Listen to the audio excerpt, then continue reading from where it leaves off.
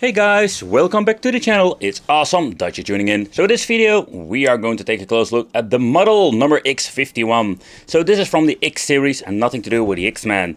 But I wanted to review it because I really like these X series because they are very cheap. But this is different. And what do I mean different? So this model, yeah, I know. Oh, again, the freaking switch colors. You know, like they keep doing it. I wanted to order a different color, but I wasn't. So when it comes to the X series, this thing is quite expensive. Like it's almost double the price that you're normally paying for it. Like normally these things go around $30. And yeah, it was absolutely like double the price. But the question remains, is this thing actually worth it? I can tell you already, yes it is. It comes with a Type-C connection. So we're finally done with those micro USB versions. And yeah, some quality pass, whatever. And that's it, nothing more inside the box. But let's take a close look at the handheld itself. Okay, so the overall design is something we have seen many times before, especially when you're looking at the X series handhelds. But you're paying double the price when you're typical paying for it, what I already mentioned before. But this thing feels quite nice. So when you're looking at the form factor, it's very comfortable. And that is the first thing that I was very excited about. It has a very nice weight to it. Also when you're looking at the overall quality, it got these nice rubber strips. It gives you like a little bit better grip. And also the shoulder buttons, everything feels more legit. The only downside is that they're putting the analog stick over here. I personally really love to switch it out, but it is more like a personal thing. When you're looking at the left side, we do have like the Nintendo Switch clone joystick. The reason I'm saying clone joystick, no, normally well the Switch would have like the click, we doesn't have it in here. So we have like the D-pad, and the D-pad, oh man, that makes it really exciting. Because this thing feels absolutely great, like it does, it got just a really nice touch to it. And I must say that the feel is great, but also when you're going to play some games, it plays absolutely great. And over here we do get ourselves a back button over here, a very clicky one. Ooh, that sounds really cheap. So at the right side we're going to get the select, the start, the cheap quality feel buttons. And an analog stick that we're not going to use very often because of the retro games don't support it. And here we're going to get the ABXY and stuff. But the downside to these things, they are very small, not to the point that they're like being unplayable. Got a very nice touch to it, but they are very small. So when you're looking at the top, we do get so many different connections, and that is something you don't see often with the X series handhelds. We do have like 2 USB ports, and basically what you can do is add a controller, micro SD, and we have a Type-C for charging, and here we do have like a headphone jack out for the people like that.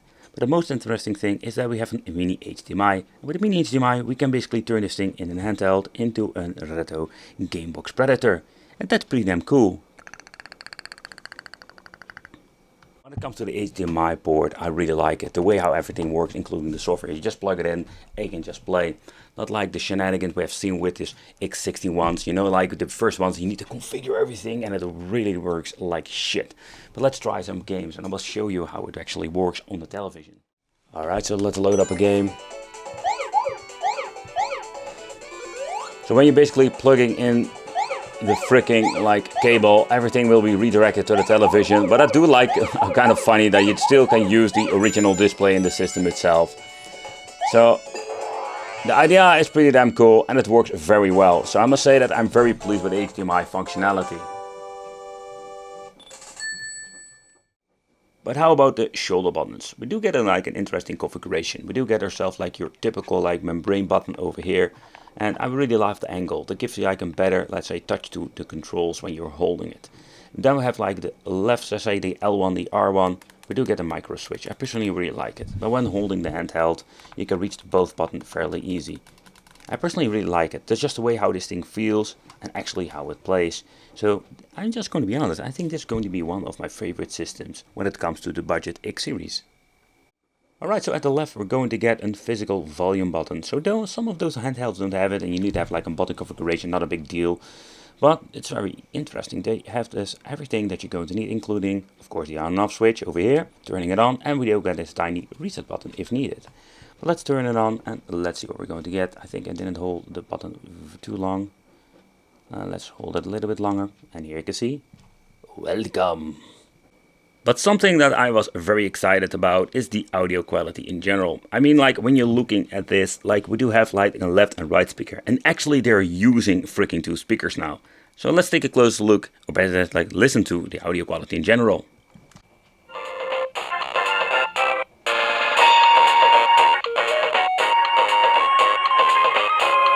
And it goes freaking loud. Oh yeah! Okay, so the first thing I already noticed, and that's why this thing is a little bit more expensive than your typical device. This thing comes with a beautiful display. Where you have these cheap displays normally, this thing looks absolutely great. But the menu, yeah, that is something we do have seen before. It's a little bit of a kind of a Pandora's box version. So what you're going to get is basically list, type. Let's go to the other one. Here we can choose what kind of system that it's running on. So here you can see this thing is dedicated to especially the older stuff up to PlayStation 1. So when it comes to compatibility of the emulators, it's nothing super fancy. It's just your typical, let's say, retro game system. We have seen many times before. We do have a history, favorite list. We do have the option to search. There is no touchscreen whatsoever if you wonder. And you just need to search games. So let's take a close look at this. And it's kind of weird and clunky. So let's say I'm choosing, no. Oh crap, see, delete. I think it just deletes everything now. No, I don't really like this. It doesn't work for me. Alright, so let's try it again. Let's choose SO for Sonic. Let's see if I can press search.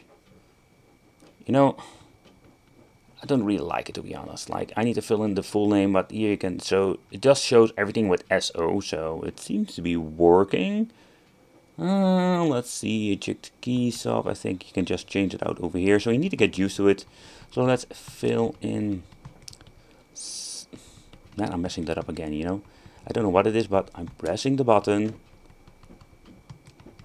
Yes. Yes, come on. Let's try it again. But this is what I mean. They use all kinds of weird names. What the hell is Sonic Origin Supersonic Welcome? You know, what the hell is going on with this? So I'm not a big fan of those. Here you can basically, if you want to load up sideload files, you can basically implement to the file list and implement them here. You can go to a certain file and start it up over here. You can see we're going to go into the file list over here. You can choose the certain game. So if you have some issues with the front end, but that's one of the easy ways to play. But let's try some games and let's see how they emulate on this machine.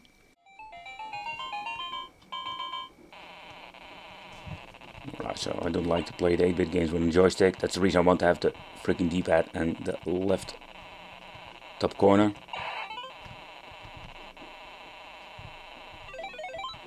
But all the sound effects are here. Nothing sounds weird. So when it comes to 8-bit, it works as a charm. And it got shot right up in the butt. By pressing the return button, what I really like about it, that we do have the option to go into the settings. What you can see over here is that we do have, you can mess around with the sound output, keyboard mapping, or where set the controls. But the most interesting thing is we do have the option to change out the aspect ratio. We have full scale on now, so if you're going to put it scale, go back, all the way back, return to game, and you can see everything is in normal aspect ratio. So if you just want to play like this, it's an option to choose from, and I think that's pretty damn cool. The downside only is when it comes to MAME. Blood Bros is one of those favorite games I love to play. But the audio is completely messed up, and especially the background music.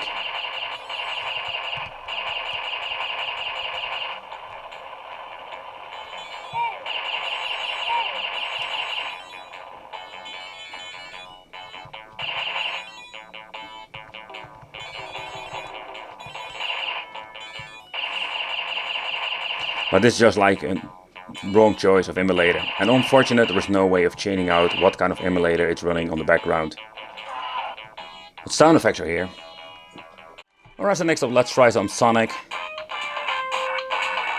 Oh yeah, music goes so loud. But I'm wondering how the freaking sound delay is. So far so good.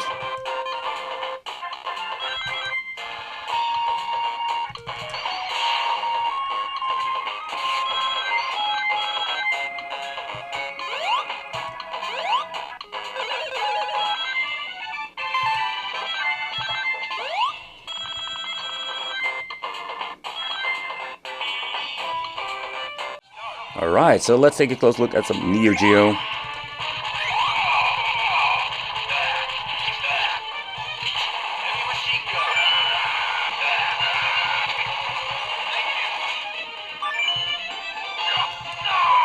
all the sound effects are here. It's me like saying like I messed up the game, but yeah, the sound effects are here, Wicked. Yeah, absolutely.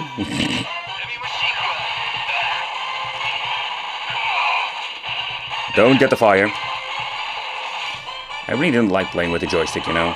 Just give me the D-pad. Come on. Here we go.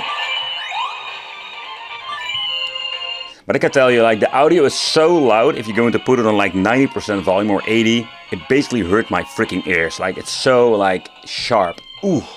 Ooh. Oh. Okay, so when it comes to PlayStation 1, they absolutely messed it up here. You can hear the audio is just not like it should be.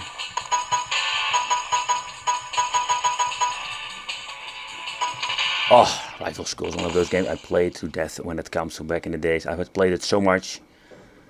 But so cool game. Having like 2 discs. You can play the arcade and the story mode. Okay, so let's take a close look. Wow. Okay, so there's a great example how the aspect ratio stuff doesn't really work. Let's go to the screen size. Put it full screen. Okay, return to game. Alright, so here you can see like it's normal, like it should be.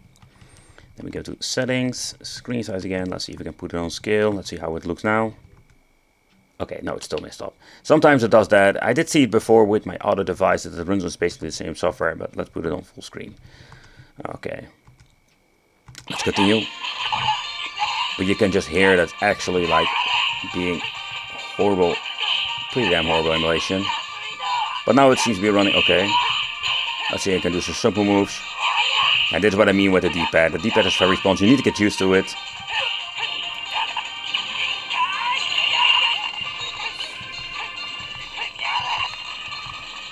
You really need to press hard on this.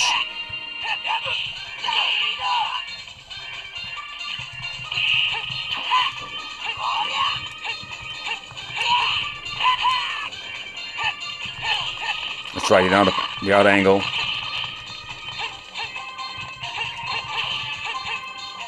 Oh boy, I must say, like, for fighting games, the D-pad is very disappointing. Because you need to get used to it. Here you can see, like, I need to press it very hard.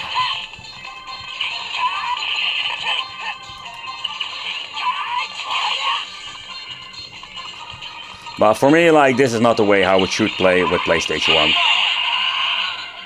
I really love the cheat button over here. You can just do an instant super. Alright, let's try a Super NES game.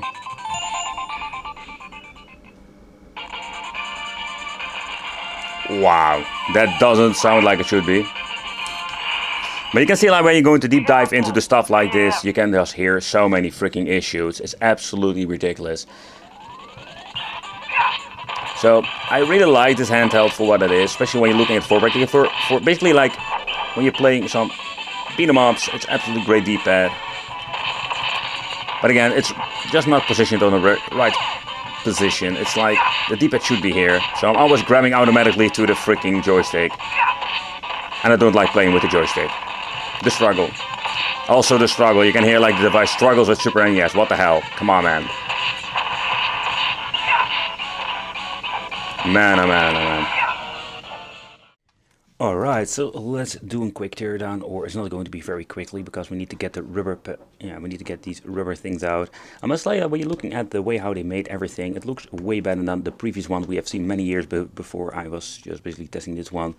Yeah, they keep improving it, like the minor things they're doing, and yeah, but the only thing is what I don't understand is like, wow, how they mess it up with the freaking emulation, you know, like MAME, come on. Come on, this is something we've seen many times before. All the issues. It's better actually like than the first one I've reviewed, like the X61, but it's absolutely like to cry for. I'm like, why are they still keep doing those weird things? Like, why are they not testing anything? Let's see if we can find the right Phillips screwdriver. That's a great one.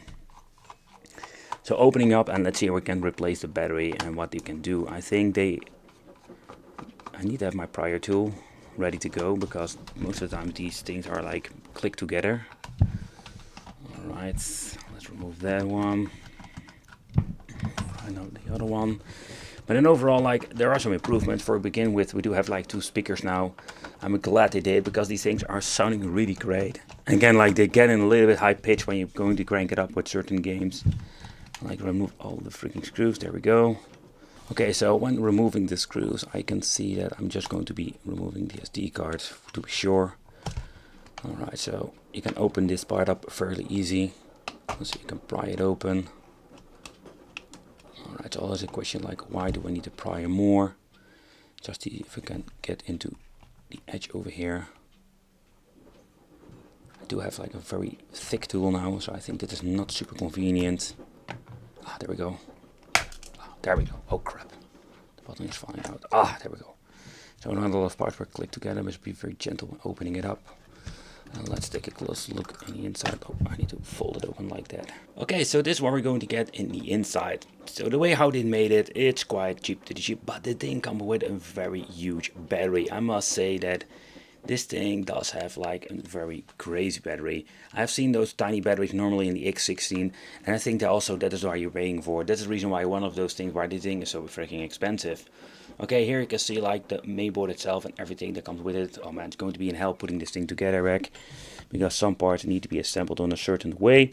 But the idea is like we do have like the battery basically like soldered over here.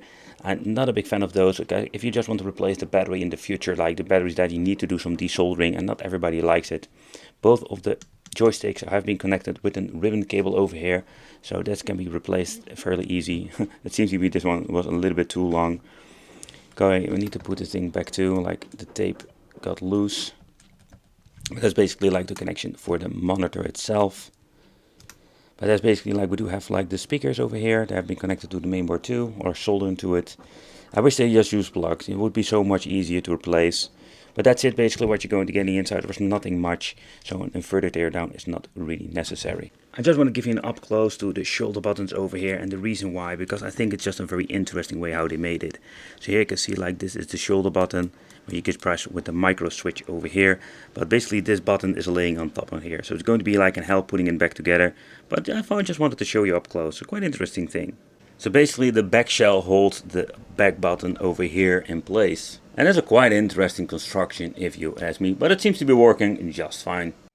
But when you're looking at the Powkiddy X51, I think it was a Powkiddy, I didn't mention it before, but the thing, it doesn't even matter. The X51 is a quite interesting piece of tech. It does have like a lot of positive side, but also the negatives one are absolutely like overshadowing this product.